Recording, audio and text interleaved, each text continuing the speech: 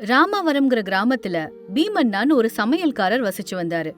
அந்த ஊர்ல எந்த சுப நிகழ்ச்சி நடந்தாலும் பீமன்னாவோட கைவண்ணத்துல சமையல் இருக்கணும். ஏன்னா பீமன்னா எந்த ஒரு பொருளையும் அமிர்தமா மாற்றக்கூடிய சமையல் கலைஞர். ஏதாவது ஒரு சுப நிகழ்ச்சியில பீமன்னா சமைக்கிறாருன்னா ஊரே அங்க கூடிடும். அந்த அளவுக்கு அற்புதமா சமைக்கக்கூடியவர். உண்மையிலேயே அவர் பேரு பீமையா. ஆனா ஊர் மக்கள் அவரை அன்போட அண்ணான்னு கூப்பிட்டதுனால அவரோட பேரு பீமன்னானே மாறிடுச்சு. பீமன்னா சமைக்க ஆரம்பிச்சா அதோட மனம் ஊர் முழுக்க பரவும். அதுலயும் குறிப்பா திருமண சமையல் செய்யறதுல பீமன்னாவை அடிச்சுக்க ஆளே கிடையாது. இப்படி பீமன்னாவோட புகழ் அந்த ஊர் முழுக்க பரவி கிடந்துச்சு. ஒரு நாள் அந்த ஊரோட பெரியவர் ராமையா பீமன்னாவை பார்க்க வந்தாரு. வணக்கம் ராமையா ஐயா. நமஸ்காரம் பீமண்ணா. ஒரு வேலை விஷயமா உன்கிட்ட வந்தேன். சொல்லுங்க ஐயா, நான் என்ன செய்யணும்? அடுத்த வாரம் என் பொண்ணோட கல்யாணம். ஊர் மொத்தத்தையும் கூப்பிட்டு சிறப்பா செய்யலான்னு இருக்கேன். அதனால எல்லாருக்கும் உன் சமையலோட சுவையை காட்டணும்னு நான் முடிவு பண்ணிருக்கேன். அப்படியே ஆகட்டும், கண்டிப்பா செய்யறேன். உங்க வீட்டுல சுப நிகழ்ச்சி நடக்கிறதுன்னா அது ஊருக்கே ஒரு திருவிழா மாதிரி ஐயா. அதனால 4 நாளைக்கு முன்னாடியே நம்ம வீட்டுக்கு வந்து என்னோட வேலையை சிறப்பா ஆரம்பிச்சிடுறேன். உன்னை பத்தி தான் நமக்கு தெரியுமேப்பா. அதனாலதான் கல்யாண வேலையில முதல் வேலையா உன்னை பார்க்க வந்தேன். நீங்க என் மேல வச்சிருக்கிற நம்பிக்கையை பார்க்கும்போது ரொம்ப சந்தோஷமா இருக்குங்க ஐயா. ராமையா அவனுக்கு கொஞ்சம் பணம் கொடுத்தாரு. இதோ சமையலுக்கு என்னென்ன தேவையோ எல்லாமே நீ வாங்கிக்கோ. வந்திருக்கிற விருந்தினருக்கு எந்த குறையும் இல்லாம எல்லா வசதியும் செஞ்சு கொடுக்கணும். மாப்பிள்ளை வீட்டுக்காரங்களுக்கு உன் சமையலோட சுவைய காட்டணும். மரியாதையில எந்த குறவும் நம்ம பக்கம் இருக்கக்கூடாது. நம்ம ஊர்ல நடக்கிற கல்யாண சலசலப்பு சுத்தி இருக்கிற எல்லா ஊருக்கும் பரவுற மாதிரி பாத்துக்கிறேன். விருந்தினருக்கு தேவையான எல்லா ஏற்பாடையும் நானே பக்கத்துல இருந்து பாத்து கொடுக்கறேன். நீங்க எந்த கவலையும் இல்லாம போயிட்டு வாங்கய்யா. உன் மேல எனக்கு நம்பிக்கை உண்டுப்பா. அதனாலதான் முதல்ல உன்கிட்ட வந்தேன். சரி, ஏற்பாடு எல்லாத்தையும் கவனமா பாத்துக்கோ. நான் போய் மத்த வேலைகள் எல்லாத்தையும் பாக்குறேன். இப்படி சொல்லிட்டு ராமையா அங்கிருந்து போயிட்டாரு. பீமன்னா அவனோட உதவியாளர்களான சந்திரையா அப்புறம் கோபையாவை கூப்பிட்டான். அவங்களும் பக்கத்துல வந்தாங்க. சந்திரையா, கோபையா, நம்ம ஊர் பெரியவர் ராமையாவோட பொண்ணுக்கு கல்யாணம் நடக்க போகுது. அந்த கல்யாணத்துக்கு சமையல் வேலை நம்ம தான் செய்ய போறோம். நம்ம செய்யற ஏற்பாடுகளை பார்த்து மாப்பிள்ளை வீட்டுல இருக்கிறவங்க எல்லாம் ஆச்சரியப்பட்டு போனோம். அண்ணே, நம்ம செய்யற சமையலோட மனம் சுத்து பக்கத்து கிராமங்கள்ல எல்லாம் பரவுற மாதிரி பண்ணிருவோம். அண்ணா, இந்த சுற்று வட்டார ஊர்கள்ல இது வரைக்கும் நடக்காத அளவுக்கு பிரம்மாண்டமா நடத்திடலாம். டேய் தம்பி, அந்த கல்யாணத்தை நம்ம நடத்த போறது இல்லடா. திருமணத்துல சமையல் மட்டும் தான் செய்ய போறோம். வீண் பேச்சு பேசுறத நிறுத்திட்டு சமையலுக்கு தேவையான பொருட்கள் எல்லாத்தையும் தயார் பண்ணுங்க. சந்திரையாவும் கோபையாவும் சரின்னு தலையசைச்சிட்டு உள்ள போயிட்டாங்க. திருமணத்துக்கு 3 நாளைக்கு முன்னாடியே பீமன்னா தன்னோட உதவியாளர்களோட சமையல் செய்ய ஊர் பெரியவர் ராமையாவோட வீட்டுக்கு புறப்பட்டாரு. சமையல் செய்யக்கூடிய அந்த பெரிய கரண்டிய தோள்ல போட்டுக்கிட்டு அவர் நடந்து வர்ற அந்த கம்பீரத்தை பார்த்து ஊர்ல இருக்கிறவங்க எல்லாரும் இப்படி பேசினாங்க. பீமண்ணா அவரோட படையோட சமையல் செய்ய புறப்பட்டார் போல இருக்க. நம்ம பீமண்ணா கரண்டியை இப்படி தோல்ல போட்டுட்டு போறத பாக்கும்போது நிஜமாவே அந்த பீமனே வந்து சமையல் செய்ய வந்த மாதிரி இருக்கா இல்லையா? சரியா சொன்னடா. நம்ம பீமண்ணா கிட்டத்தட்ட பீமன மாதிரி தான் இருக்காரு. அவரோட தோற்றம் என்ன, அந்த கம்பீரம் என்ன, அந்த பீமனே பீமண்ணாவா நம்ம ஊர்ல பிறந்திருக்கான்னு சொல்ற அளவுக்கு தான் இருக்கு. சரியா சொன்ன. அச்சு அசல் நம்ம பீமண்ணா அப்படியேதான் இருக்காரு. இப்படி ஊர்ல இருக்கிற எல்லாரும் அவரை வர்ணிச்சிட்டு இருக்கும் போது பீமன்னா தன்னோட சமையல் ஜாமான்களோட திருமண வீட்டுக்கு வந்து சேர்ந்தாரு. ஊர் மொத்தத்துக்கும் சமைக்கிறதுக்கு பெரிய பெரிய பாத்திரம், அண்டா, பெரிய கரண்டிகள் மாதிரி சமையலுக்கு தேவையான எல்லா பொருட்களையும் எடுத்துக்கிட்டு ஊர் பெரியவர் ராமையாவோட வீட்டுக்கு வந்து சேர்ந்தாரு. அவங்கள பார்த்து ராமையா முன்னாடி வந்து இப்படி சொன்னாரு. வாப்பா வாப்பா பீமண்ணா, வந்துட்டியா? உன்னோட வருகையில தான் என் வீட்டுல திருமண வேலைகள் ஆரம்பமா போகுது. இன்னையில இருந்து நீங்க சாப்பிடுற ஒவ்வொரு சாப்பாடும் நான் சமைச்சதா தான் இருக்கணும். இனி நீங்க உங்க வீட்டுல அடுப்ப பத்த வைக்க வேண்டிய வேலையே கிடையாது. மொத்த சமையல் வேலையும் நானே பாத்துக்கிறேன். டீ காஃபில இருந்து சிற்றுண்டி, மதிய உணவு வரைக்கும் எல்லாம் என் பொறுப்பு. நீங்க ஜம்முன்னு வேலைக்கு சாப்பிடுங்க. வேலைக்கு உன் சாப்பாடை சாப்பிட்டு சாப்பிட்டு இந்த கல்யாணம் முடியறதுக்குள்ள 4 கிலோ வெயிட் கூடிருவோம் போலயே. அதுக்கப்புறம் பீமன்னா அவனோட வேலைய ஆரம்பிச்சான். பெரிய பெரிய அடுப்புகளை அமைச்சு அதுல விறகுகளை அடுக்கி முதல்ல கடவுளை மனதார பிரார்த்திச்சு தேங்காயோட தனது சாமான்களுக்கு திருஷ்டி கழிச்சு தூரமா போய் தேங்காய உடைச்சாரு. அதுக்கப்புறம் கற்பூரத்தோட அடுப்ப பத்த வச்சாரு. முதல்ல பால் காய்ச்சினதுக்கு அப்புறமா சமையல ஆரம்பிச்சாரு.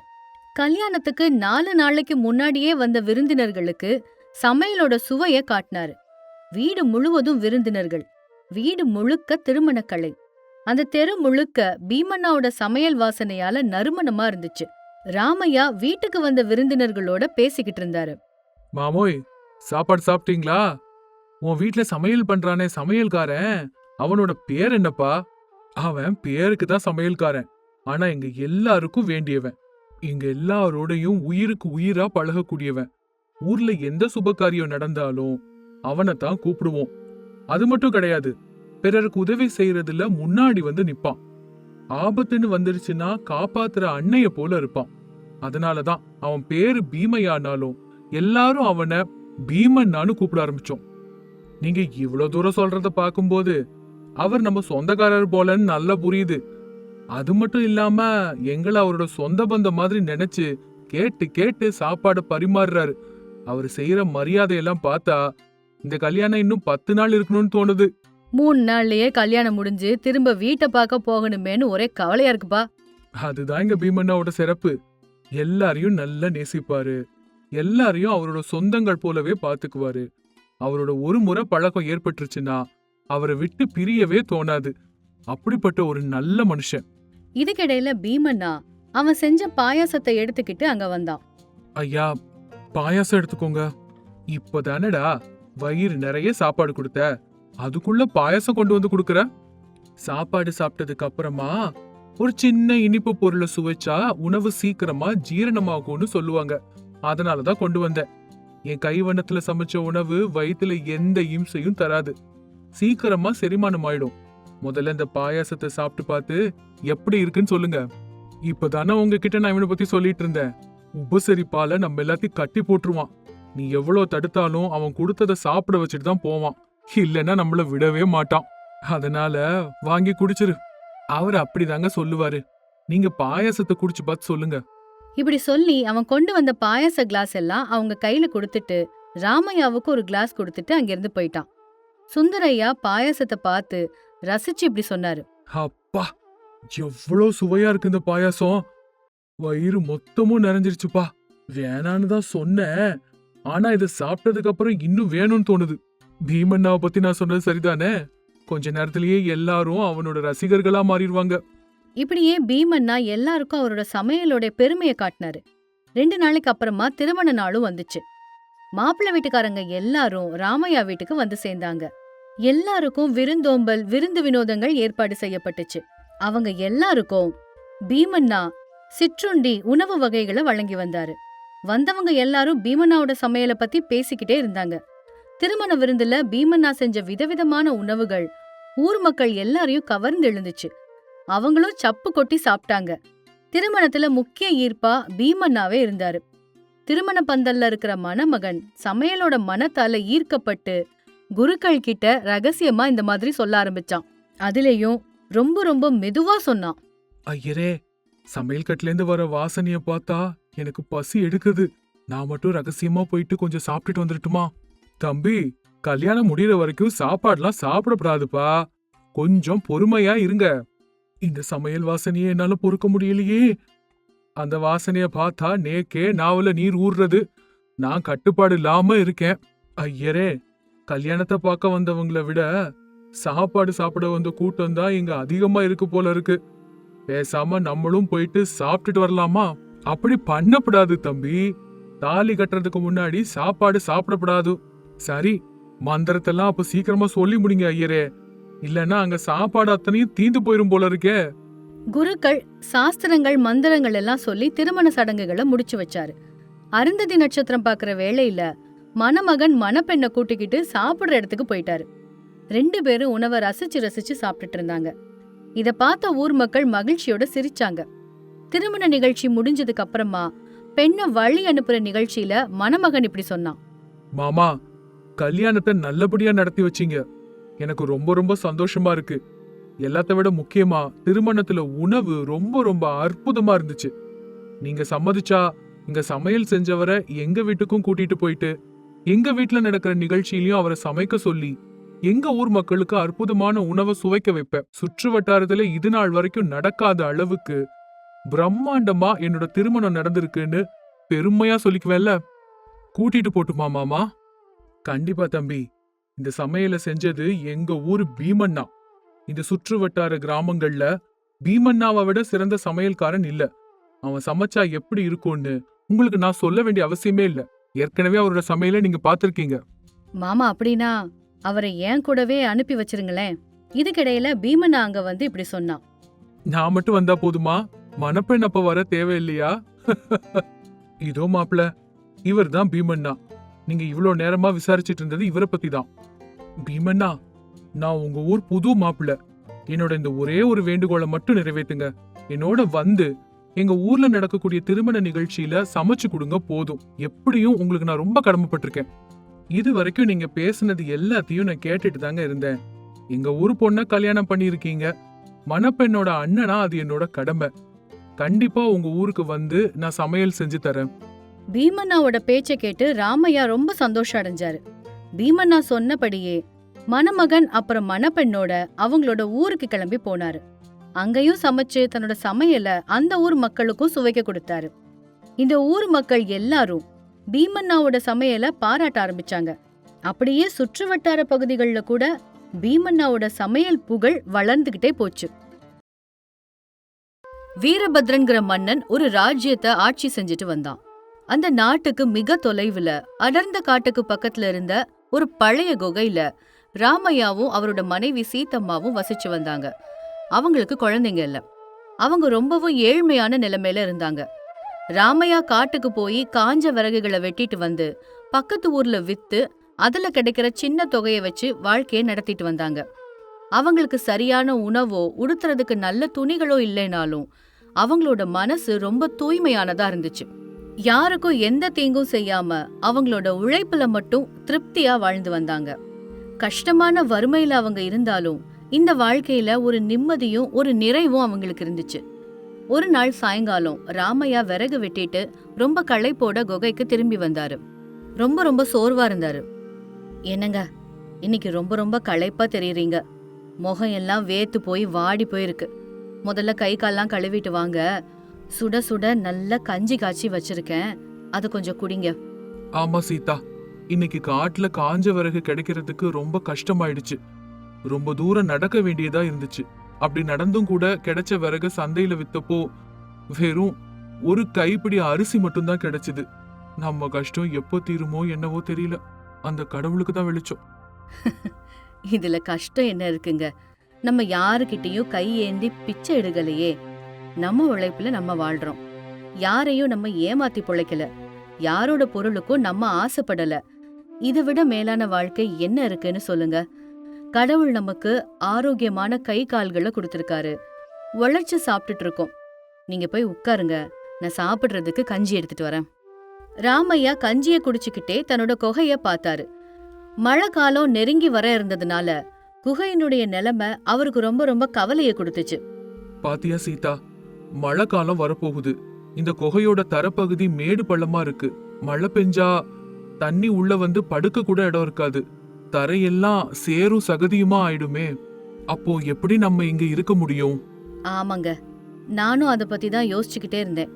மழை ஆரம்பிக்கிறதுக்கு முன்னாடியே இந்த குகையோட தரப்பகுதிய சமன் செஞ்சு மண்ணு போட்டு மொழிகிட்டா நல்லா இருக்கும்னு நான் இப்பதான் யோசிச்சேன். அப்போ தண்ணி உள்ள வந்தாலும் தேங்கி நிக்காது. நல்ல யோசனை தான் சீதா. நாளைக்கு நான் காட்டுக்கு போகாம வீட்லயே இருந்து மண்வெட்டியால தரைய சமன் செய்யற வேலைய பாக்குறேன். நம்ம வீட்டை நாம தானே சரி பண்ணணும். மறுநாள் காலையில ராமையா மண்வெட்டியை எடுத்துக்கிட்டு குகையோட தரைய தோண்ட ஆரம்பிச்சாரு. மண்ணு ரொம்பவும் கடினமா இருந்ததுனால அவருக்கு ரொம்ப சிரமமா இருந்துச்சு. சீதா அம்மா தோண்டிய மண்ணை கூடையில அள்ளி வெளியில கொண்டு போய் கொட்டி அவருக்கு உதவி பண்ணிட்டு இருந்தாங்க. இப்படியே கொஞ்ச நேரம் வேலை பார்த்தாங்க. அப்பா, இந்த மண்ணு ரொம்ப கெட்டியா இருக்கு சீதா. பல வருஷமா யாரும் தொடாத இடம் இல்லையா? பாறை மாதிரி இறுகி போயிருக்கு. கொஞ்ச நேரம் ஓய்வு எடுத்துட்டு பண்ணுங்கங்க, ரொம்ப கஷ்டப்படாதீங்க. நமக்கு அவசரம் எல்லாம் ஒண்ணும் இல்லையே, மெதுவாவே பண்ணிக்கலாம். பரவாயில்ல சீதா, இன்னைக்கு பாதி வேலையாவது முடிச்சாகணும். இப்படி சொல்லிக்கிட்டே ராமையா மண்வெட்டியால தரைய ஊங்கி தட்டுனாரு. திடீர்னு மண்வெட்டி ஏதோ ஒரு உலோக பொருள் மேல மோதி டங்குன்னு ஒரு பெரிய சத்தம் கேட்டுச்சு. ராமையாவோட கையில அதிர்வு ஏற்பட்டுச்சு. ராமையா ஆச்சரியமா, ஐயோ, மண்வெட்டில ஏதோ ஒண்ணு பலமா மோதிடுச்சு சீதா. அநேகமா பூமிக்கு அடியில பெரிய பாறை இருக்கும்னு நினைக்கிறேன். கவனமா இருங்க, கையில ஏதாவது அடிபட்டுற போகுது, கொஞ்சம் பக்கத்துல தோண்டி பாருங்க. ராமையா அந்த சத்தம் வந்த இடத்த சுத்தி மெதுவா தோண்ட ஆரம்பிச்சாரு. அங்க பெரிய பாறை தெரியல, அதுக்கு பதிலா ஒரு பெரிய இரும்பு பெட்டி தெரிஞ்சுது. அது துருப்பிடிச்சு மண்ணால மூடி இருந்துச்சு. இப்படி ஒரு பெட்டிய பூமிக்கடியில அவங்க 2 பேருமே எதிர்பார்க்கல. ராமையா ஆச்சரியப்பட்டு, சீதா, சீதா, இங்க பாரு, இது ஒரு பெரிய இரும்பு பெட்டி. இதுல பெரிய பூட்டு போட்டிருக்கு. இது மேல ஏதோ பழங்காலத்து ராஜமுத்திர மாதிரி ஏதோ தெரியுது. சீதம்மாவும் பக்கத்துல வந்து ஆச்சரியமா பார்த்துட்டு, உண்மைதாங்க, ரொம்ப பழங்காலத்து பெட்டி மாதிரி இருக்கு. இது எப்படி இங்க வந்திருக்கும்? நம்ம குகைக்கு அடியில யாரோ புதைச்சு வச்சிருக்காங்க மாதிரி இருக்கு. 2 பேரும் சேர்ந்து அதை வெளியில எடுக்கலாங்க. ரொம்ப கனமா இருக்கிற மாதிரி இருக்கு. 2 பேரும் சேர்ந்து ரொம்ப சிரமத்தோட அந்த பெட்டிய வெளியில எடுத்து அது மேல இருந்த மண்ணை சுத்தம் பண்ணாங்க. பூட்டு துருப்பிடிச்சிருந்ததுனால ராமையா மண்வெட்டினால 2 தட்டு தட்டுனதும் அது உடைஞ்சிருச்சு. ராமையா மெதுவா அந்த பெட்டியோட மூடிய திறந்து பார்த்தாரு. அப்போ உள்ள இருந்த காட்சிய பார்த்து 2 பேரோட கண்களுமே பிரகாசமாச்சு. பெட்டி நிறைய தூய தங்க நாணயங்கள், வைரங்கள், வைடூரியங்கள், ரத்தினங்கள் பதிக்கப்பட்ட ஆபரணங்கள், மன்னர் காலத்து பச்சை மாலைகள் இப்படி இருந்துச்சு. அந்த இருண்ட குகையே அந்த நிதியால ஒளியால மின்னுச்சு. 2 பேரும் ஒரு நிமிஷம் மூச்சடைக்க ஸ்தம்பிச்சு போய் ஆச்சரியமா அப்படியே நின்னாங்க. ராமையா பயத்தோடையும் ஆச்சரியத்தோடையும் நடுக்கத்தோட, சீதா, இதெல்லாம் என்ன? இவ்ளோ தங்க நாணயங்களா? இவ்ளோ பெரிய நிதியா? என் வாழ்நாள்ல இவ்ளோ தங்கத்தை நான் கனவுல கூட பார்த்ததில்ல. இது நம்ம நாட்டை முன்னாடி ஆட்சி பண்ண மன்னர்களோட புதையல் மாதிரி தெரியுது. பாரு, இந்த தங்க நாணயங்கள்ல பழைய மன்னர்களோட முத்திரை கூட இருக்கு. சீதம்மா 2 கைகளையும் கூப்பி கடவுளை வேண்டி, ஐயோ கடவுளே, இதெல்லாம் பார்க்கும்போது எனக்கு ரொம்ப ரொம்ப பயமா இருக்கு. இவ்ளோ பெரிய புதையல் இந்த ஏழையோட குடிசைக்கு அடியில எதுக்கு இருக்கணும்? 2 பேரும் அந்த புதையலை பார்த்தபடி மௌனமா நின்னுட்டு இருந்தாங்க. கொஞ்ச நேரத்துக்கு அப்புறம் ராமையா சுய நினைவு வந்து பேச ஆரம்பிச்சாரு. சீதா, பாத்தியா, இந்த பெட்டியில இருக்கிற நிதியை வச்சு நம்மளோட வறுமைய நம்மளால நிரந்தரமா விரட்டிட முடியும். நம்மளும் ராஜா மாதிரி வாழலாம், பெரிய மாளிகை கட்டிக்கலாம், ஆயுசு முழுக்க கஷ்டப்படாம உட்கார்ந்து நிம்மதியா சாப்பிடலாம். சீதம்மா ரொம்ப உறுதியான குரல்ல, என்னங்க இப்படி பேசுறீங்க? இந்த வார்த்தை உங்க வாயிலிருந்து எப்படி வரலாம்? இத பார்த்ததும் உங்களுக்கும் பேராசை வந்துருச்சா? இல்ல இல்ல சீதா, ஒரு சராசரி மனுஷனுக்கு தோன்ற எண்ணத்தை தான் சொன்னேன். என் மனசுல இந்த மாதிரி பேராசை எல்லாம் எதுக்குமே இடம் இல்ல. நமக்கு இல்லாத ஒண்ணுக்கு நம்ம எப்பவும் ஆசைப்படக்கூடாது. இது எனக்கு நல்லா தெரியும். எப்பவும் அந்த நேர்மை வேணும். ஆமாங்க, இந்த நிதி நம்மளோடது இல்ல. இது நம்ம உழைப்புல வந்தது கிடையாது. இந்த தங்க நாணயங்கள்ல உள்ள முத்திரைய பார்த்தாலே இது நம்ம நாட்டுக்கு சொந்தமான பழைய சொத்துங்கிறது நமக்கு புரியுது. முன்னாடி காலத்துல போரின் போது மன்னர்கள் அவங்களோட நிதிய இப்படி குகைகள்ல ரகசியமா புதைச்சு வச்சிருக்கலாம். அதனால இதுக்கு சொந்தக்காரர் நம்மளோட மகாராஜா தாங்க. அவர்கிட்டயே கொடுத்துடலாம். இதை எப்படியாவது அவர்கிட்ட கொண்டு போய் சேர்த்துடலாம். உன்னோட எண்ணம் ரொம்ப உயர்வானது சீதா. நீ சொல்றது 100க்கு 100 உண்மைதாமா. இந்த நிதியை நம்ம எடுத்துக்கிட்டா அது திருட்டுக்கு சமமாயிடும். நம்ம உழைப்புல வராத பணம் நமக்கு வேணாம். அது மன அமைதியை கெடுக்கும். ஒவ்வொரு நொடியும் யாராவது பிடிச்சிருவாங்களோங்கிற பயத்தோடவே வாழ வேண்டியதா இருக்கும். அப்படி பயம் கொடுக்கிற ஒரு செல்வம் நமக்கு இன்னைக்கு இல்ல, என்னைக்குமே தேவையில்லை. நமக்கு தூக்கம் இல்லாத அந்த ராத்திரி வேண்டவே வேண்டாம். நம்ம கஞ்சியே நமக்கு நிம்மதிதான். இந்த நிம்மதியான காலை பொழுது எனக்கு இருக்கணும். இந்த அமைதி என் வாழ்நாள் முழுக்க வேணும். நேர்மை தாங்க விலை உயர்ந்த ஆபரணம். இந்த தங்க நகைகள் அதுக்கு முன்னாடி ஒண்ணுமே இல்ல. மடியில கனம் இல்லனா வழியில பயமே இல்லங்க. எவ்வளவு சீக்கிரம் முடியுமோ இத ராஜா கிட்ட போய் ஒப்படைச்சிடலாம். சரி சீதா, இப்பவே இந்த பெட்டியை எடுத்துக்கிட்டு நான் தலைநகரத்துக்கு புறப்பட்டு போறேன். நானும் உங்க கூடவே வரேங்க. இவ்ளோ பெரிய நிதியை நீங்க மட்டும் தனியா எடுத்துட்டு போறது பாதுகாப்பு இல்ல. 2 பேரும் சேர்ந்து போய் ராஜா கிட்ட கொடுக்கலாம். நம்ம கடமைய முடிப்போம். அப்பதான் நம்ம மனசும் லேசாகும். அப்படியே 2 பேரும் அந்த இரும்பு பெட்டிய ஒரு பழைய சாக்கு பையில போட்டு ஒரு மூங்கில் கம்புல நடுவுல தொங்க விட்டாங்க. ராமையா முன்னாடியும் சீதம்மா பின்னாடியும் அந்த கம்ப தோள்ல சுமந்தபடி தலைநகரான தர்மபுரிக்கு கால்நடையா புறப்பட்டாங்க. காட்டுக்கு வழியா வெயில்ல அந்த பாரமான பெட்டியை தூக்கிட்டு போறது கஷ்டமா தான் இருந்துச்சு. இருந்தாலும் ஒரு நல்ல காரியத்தை செய்யறோங்கிற திருப்தி அவங்கள முன்னெடுத்து கொண்டு போச்சு. எவ்வளோ கஷ்டம் வந்தாலும் இந்த காரியத்தை முடிச்சே தீரணுங்கிற மன தைரியத்தோட நடந்தாங்க. வழியில ஒரு கிராமம் வந்துச்சு. அங்க ஒரு மரத்தடியில அவங்க ஓய்வு எடுத்துட்டு இருந்தாங்க. ஊர்ல வட்டி தொழில் செய்யற பேராசக்காரரான வீரையா அவங்கள கவனிச்சாரு. அந்த பையில இருந்து ஒரு தங்க நாணயம் கீழே விழுந்தத அவர் பார்த்துட்டாரு. அவரு கண்ண அவராலேயே நம்ப முடியல. அவர் ஆச்சரியத்தோடையும் பேராசையோடையும் அவங்க கிட்ட வந்து, என்னப்பா, உங்களை பார்த்தா பரம ஏழைங்க மாதிரி தெரியுறீங்க. ஆனா உங்க பையில இருந்து தங்க நாணயங்கள் விழுதே, அது எப்படி? அந்த மூட்டையில என்னதான் இருக்கு? ஐயா, இது எங்களுக்கு கிடைச்ச பழங்கால புதையல். இதுல நிறைய தங்க நாணயங்களும் ஆபரணங்களும் இருக்கு. இது மகாராஜாவுக்கு சேர வேண்டியது. அதான் அவர்கிட்ட குடுக்கலான்னு எடுத்துட்டு போயிட்டு இருக்கோம். அட பைத்தியக்காரங்களா, யாராவது புதையல் கிடைச்சா ரகசியமா ஒளிச்சு வச்சு சுகமா வாழ்வாங்க. ஆனா நீங்க ராஜா கிட்ட கொடுக்க போறேன்னு கிளம்பி இருக்கீங்க. ராஜா கிட்ட ஏற்கனவே நிறைய பணம் இருக்கு. ஒண்ணு பண்ணுங்க, இந்த பணத்தை எல்லாம் என்கிட்ட கொடுத்துருங்க. அதுக்கு பதிலா உங்களுக்கு நான் 10,000 ரூபாய் தரேன். அந்த பணத்தை எடுத்துக்கிட்டு ஊர்ல போய் நிம்மதியா வாழலாம். யாருக்கும் எந்த சந்தேகமும் வராது. பாருங்கய்யா, நீங்க எவ்வளவு பணம் கொடுத்தாலும் இத உங்ககிட்ட கொடுக்க மாட்டோம். அது தர்மம் இல்ல. இது நாட்டுக்கு சொந்தமான ஒரு புதையல். இத ராஜா கிட்ட தான் ஒப்படைக்கணும். எங்களுக்கு பணத்தாசையெல்லாம் இல்ல, நேர்மைதான் முக்கியம். எங்களை தயவு செஞ்சு விடுங்க. நாங்க பாட்டுக்கு எங்க வழியில போறோம். அப்போ வீரையா அவங்களோட நேர்மைய பார்த்து திகைச்சு போயிட்டாரு. ஒன்னும் சொல்ல முடியாம திரும்பி போயிட்டாரு. ராமையாவும் சீத்தம்மாவும் பயணத்தை தொடர்ந்து சாயங்காலம் தலைநகரத்தை அடைஞ்சாங்க. நேரா அரண்மனை வாசலுக்கு போனாங்க. ரொம்ப களைப்போட அரண்மனை முன்னாடி போய் நின்னாங்க. கோட்டை காவலன் இவங்கள நிறுத்தி ரொம்பவும் கோவமா, ஏய், யார் நீங்க? எங்க உள்ள போறீங்க? பார்த்தா பிச்சைக்காரங்க மாதிரி இருக்கீங்க ரெண்டு பேரும். இதுல மகாராஜாவோட கோட்டையில வந்து நிக்கிறீங்க. ஓடுங்க ரெண்டு பேரும். ராமையா ரொம்ப பணிவா, ஐயா, தயவு செஞ்சு எங்களை மகாராஜா கிட்ட போக அனுமதி கொடுங்க. ஒரு முக்கியமான விஷயத்த சொல்றதுக்கு தான் வந்திருக்கோம். எங்க கிட்ட நாட்டுக்கு சொந்தமான விலை மதிப்பற்ற ஒரு பெரிய பொருள் இருக்கு. அது அவர்கிட்ட நேர்ல ஒப்படைக்கணும். அதுக்காக தான் நானும் என் மனைவியும் கஷ்டப்பட்டு வந்திருக்கோம். அதெல்லாம் ஒண்ணும் முடியாது. உங்கள மாதிரி ஆட்கள் எல்லாம் உள்ள விட்டா என்ன வேலையை விட்டு தூக்கிடுவாங்க. மரியாதையா அங்கேருந்து போறீங்களா, இல்ல உங்க ரெண்டு பேரையும் சிறையில புடிச்சு அடைக்கவா? ஒரு தடவை சொன்னா உங்களுக்குலாம் புரியாதா? அந்த நேரத்துல அங்க வந்த முதலமைச்சர் இவங்களோட உரையாடல கேட்டாரு. அவங்க ஏழைங்களா இருந்தாலும் அவங்க முகத்துல இருக்கிற தேஜஸும் நேர்மையையும் அவரு கவனிச்சாரு. அமைச்சர் நேரா அரண்மனையோட வாசலுக்கே வந்துட்டாரு. இங்க என்ன சத்தம் நடக்குது? இவங்களை எதுக்காக நீ தடுத்து நிறுத்துற? அமைச்சர் ஐயாவுக்கு வணக்கம். ஐயா, நாங்க காட்டுக்குள்ள இருக்கிற ஒரு குகையில வாழ்ந்துட்டு இருக்கோம். எங்களுக்கு அந்த குகையில ஒரு புதையல் கிடைச்சது. இது நாட்டுக்கு சேர வேண்டியதுங்கிறதுனால மகாராஜா கிட்ட ஒப்படைக்கிறதுக்காக இவ்வளவு தூரம் வந்தோம். பசி சோர்வு எதையும் பார்க்காம நடந்து வந்திருக்கோம். தயவு செஞ்சு எங்களை மகாராஜா கிட்ட கூட்டிட்டு போங்க. மந்திரி இவங்க பேச்ச கேட்ட ஆச்சரியப்பட்டு, புதையல் கிடைச்சா யாராவது இப்படி கொண்டு வந்து கொடுப்பாங்களா? நீங்க சொல்றது உண்மைதானா? சரி, என் கூட வாங்க.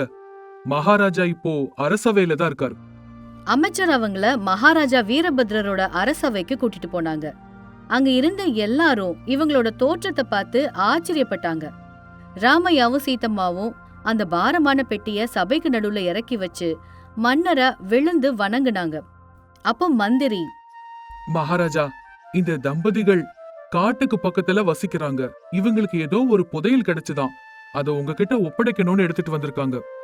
என்னது, புதையல் கிடைச்சதா? எங்க அந்த பெட்டியை திறங்க. உடனே காவலர்கள் அந்த பெட்டியை திறந்தாங்க. அதுல இருந்த தங்கத்தோட ஒளியை பார்த்து அந்த சபையே மந்திரிச்சா மாதிரி நின்னுச்சு. எல்லாரும் ஸ்தம்பிச்சு போயிட்டாங்க. இத பார்த்து மன்னர் கூட வியப்படைஞ்சு, அடடே, இது நம்ம முன்னோர்கள் காலத்து நிதியாச்சே. பல வருஷங்களுக்கு முன்னாடி அந்நிய நாட்டு மன்னர்கள் படையெடுத்த போது இந்த புதையலை எங்கேயோ மறைச்சு வச்சதா நம்ம வரலாற்றுல படிச்சிருக்கேன். இத்தனை வருஷங்கள் கழிச்சு அது உங்க கைக்கு கிடைச்சிருக்கா? இப்படி சொல்லிட்டு மகாராஜா ராமையாவ ஒரு கேள்வியோட பார்த்தாரு. ஐயா, இந்த புதையல் உங்களுக்கு கிடைச்சிருக்கு. இத நீங்களே வச்சுக்கணும்னு ஏன் உங்களுக்கு தோணல? இது எவ்வளவு பெரிய செல்வம்னு உங்களுக்கு தெரியுமா? இத வித்தா நீங்களும் உங்க சந்ததியினரும் பல தலைமுறைக்கு ராஜ வாழ்க்கை வாழலாம். உங்களை யாருமே கண்டுபிடிக்கவோ பிடிக்கவோ போறதில்ல. அப்படி இருந்தும் ஏன் என்கிட்ட வந்தீங்க? உங்களுக்கு இத வச்சுக்கணும்னு ஆசை இல்லையா? ராமையா பணிவா கை கட்டிக்கிட்டு, பிரபு, ஆசை இல்லாத மனுஷன் இந்த உலகத்துல இருக்க முடியாது. ஆனா அந்த ஆசை தர்மத்துக்கு உட்பட்டதா இருக்கணும். எங்க உழைப்புல வந்த பயிரோ அல்லது நான் வெட்டிட்டு வந்த விறக வித்து வந்த பணமோ நான் சந்தோஷமா அனுபவிப்பேன். ஆனா இந்த நிதி எங்க உழைப்புல வந்ததில்ல. இது யாருடையதோ அவங்களுக்கு தான் இது சேரணும். அதுதான் தர்மம். அதன்படிதான் நாங்க இங்க வந்திருக்கோம். எங்களுக்கு இதுல சந்தோஷம்தான். எங்க பெரியவங்க எங்களுக்கு ஒரு பாடம் சொல்லி கொடுத்திருக்காங்க. பிறர் பொருள் பாம்பு மாதிரி, அது என்னைக்காவது ஒரு நாள் நம்மள தீண்டாம விடாது. இந்த பெட்டி மேல இருந்த முத்திரைய பார்த்த போது இது நம்ம நாட்டுக்கு சொந்தமானதுன்னு புரிஞ்சிடுச்சு. நாட்டோட சொத்தை நாங்க எடுத்துக்கிட்டா அது எங்களை பெத்தெடுத்த இந்த பூமி தாய்க்கு நாங்க பண்ற துரோகம் மாதிரி ஆயிடும். நேர்மையா வாழ்றதுதான் நாங்க கத்துக்கிட்ட பெரிய கல்வி. அதனாலதான் இத ஒப்படைக்கிறதுக்காக வந்தோம். இதை ஏத்துக்கிட்டு மக்களோட நலனுக்கு இதை பயன்படுத்துங்க மகாராஜா. அதுதான் எங்கள மாதிரி நேர்மையானவங்களுக்கு சந்தோஷமும் கூட. ராமையா அப்புறம் சீத்தம்மாவோட பேச்ச கேட்டு மகாராஜா வீரபத்ரர் நெகிழ்ந்து போனாரு. அவங்களோட முகத்துல தெரிஞ்ச நேர்மைய பார்த்து மன்னர் இருக்கையை விட்டு இறங்கி வந்து அவங்களுக்கு கை கூப்பி வணங்கினாரு. ஒரு மாமன்னர் ஏழை தம்பதிகளை வணங்குறத அந்த சபையே திகைச்சு பார்த்துச்சு. இது மாதிரியான ஒரு தம்பதிகளை அவர் இதுவரைக்கும் பார்த்ததில்ல. அமைச்சர்களே, சபையோரே, பாத்தீங்களா அந்த தம்பதிகளை? உடுத்துறதுக்கு நல்ல துணி இல்லாத ஏழைங்களா இவங்க இருக்கலாம். ஆனா குணத்திலையும் நேர்மையிலையும் என்ன விடவும் உங்களை விடவும் இவங்க ரொம்ப பெரிய பணக்காரங்க. கீழே கிடந்த ஒரு சின்ன நாணயத்தை பார்த்தாலே வாயில போட்டுக்கிற இந்த காலத்துல இவ்ளோ பெரிய புதையல பார்த்தும் கலங்காத இவங்களோட நேர்மைய விலை மதிப்பிடவே முடியாது. ஒரு நாடு செழிக்க படைபலமும் செல்வமும் மட்டும் போராது. இந்த மாதிரி நேர்மையான குடிமக்கள் இருக்கும்போதுதான் நாடு உண்மையா முன்னேறும். இது மாதிரி நேர்மையா இருக்கக்கூடிய குடிமக்களை மன்னனான நான் எப்பவும் பாதுகாத்து அவங்கள போஷிக்கணும். இப்படி சொல்லிட்டு மகாராஜா அவரோட சிம்மாசனத்துல இருந்து இறங்கி அவங்க 2 பேருக்கு பக்கத்துலயும் வந்தாரு. ஐயா, சீத்தம்மா, உங்களோட நேர்மை என்ன ரொம்பவும் கவர்ந்துடுச்சு. நீங்க கொண்டு வந்த இந்த நிதியை விட நீங்க தான் இந்த நாட்டுக்கு கிடைச்ச உண்மையான நிதி. குகையில வசிச்சு கஷ்டப்பட்டாலும் தர்மம் தவறாத நீங்க இனிமேலும் கஷ்டப்பட்டு வாழக்கூடாது. உங்களுக்கு நான் ஒரு பரிசு கொடுக்க போறேன். நீங்க தான் நாட்டோட பொக்கிஷம். உங்களை பத்திரமா பாத்துக்க வேண்டியது மன்னனான என்னோட கடமை. அமைச்சரே, உடனே தலைநகரத்துல எல்லா வசதிகளும் கொண்ட மாதிரி ஒரு பெரிய மாளிகையை இவங்களுக்கு பரிசா கொடுங்க. அவங்க வாழ்நாள் முழுக்க எந்த குறையும் இல்லாம வாழ அரச கருவூலத்துல இருந்து மாசந்தோறும் உதவித்தொகை வழங்க ஏற்பாடு பண்ணுங்க. அது மட்டும் இல்ல, ராமையா மாதிரி நேர்மையானவர் நம்ம நாட்டுல முக்கியமான பொறுப்புல இருக்கணும். இன்னையில இருந்து ராமையாவை நம்ம அரச கருவூலத்தோட கௌரவ அதிகாரியா நியமிக்கிறேன். ஏன்னா இவ்ளோ நேர்மையானவர் கையில நம்ம கருவூலம் ரொம்ப ரொம்ப பாதுகாப்பா இருக்கும்னு நான் நம்புறேன். எவ்வளவு சீக்கிரம் முடியுமோ அவ்வளவு சீக்கிரம் நான் சொன்ன இந்த ஏற்பாடுகள் எல்லாம் முடிச்சு இந்த தம்பதிகளை மாளிகைக்கு கூட்டிட்டு போங்க. ராமையா கண் கலங்கி, மகாராஜா, உங்க கருணைக்கு ரொம்ப ரொம்ப நன்றி. ஆனா நாங்க எந்த பரிசையும் எதிர்பார்த்து இதை செய்யல. எங்களோட கடமை என்னவோ அதைத்தான் நாங்க நிறைவேற்றணும். எனக்கு அது தெரியும் ஐயா. நீங்க எதையும் எதிர்பார்க்கலன்னு எனக்கு தெரியும். ஆனா தர்மத்தை காக்குறவங்களை காப்பாத்த வேண்டியது ஒரு மன்னனான என்னோட கடமை. என்னோட பரிசை நீங்க மறுக்க கூடாது. இது என்னோட அன்பு கட்டளை. சபையில இருந்த எல்லாரும் கைத்தட்டி ராமையா சீத்தம்மா தம்பதிகளை பாராட்டினாங்க. மன்னர் அவங்களுக்கு புத்தாடைகள் வழங்கி மரியாதை செஞ்சு ரதத்துல ஏற்றி அவங்க தங்குறதுக்கான மாளிகைக்கு அனுப்பி வச்சாரு. அவங்களோட நேர்மைக்கு கிடைச்ச அங்கீகாரத்தை பார்த்து அந்த தம்பதிகள் மகிழ்ச்சி அடைஞ்சாங்க. அதுக்கப்புறம் அவங்க வாழ்க்கையில அந்த மாளிகையில சுகமா வாழ்ந்து தங்களுக்கு கிடைச்ச பணத்துல ஒரு பகுதியை ஏழைகளுக்கு தானம் செஞ்சுக்கிட்டு வாழ்நாள் முழுவதும் தர்மத்தின் வழி நின்று மத்தவங்களுக்கு முன்மாதிரியான ஒரு நிம்மதியான நிறைவான வாழ்க்கைய வாழ்ந்தாங்க. இந்த கதை மூலமா நம்ம தெரிஞ்சுக்கிற நீதி என்னன்னா, நேர்மைக்கு எப்பவுமே தகுந்த அங்கீகாரமும் பலனும் கிடைச்சே தீரும். தற்காலிக லாபத்துக்காக பேராசப்படாம தர்மத்தோடு வாழ்ந்தாலே அதுவே நமக்கு நிலையான புகழையும் நிம்மதியையும் தேடித்தரும். நியாயமா தர்மத்தின்படி நடக்கிறது தான் ஒரு மனுஷனுக்கு உண்மையான சொத்து.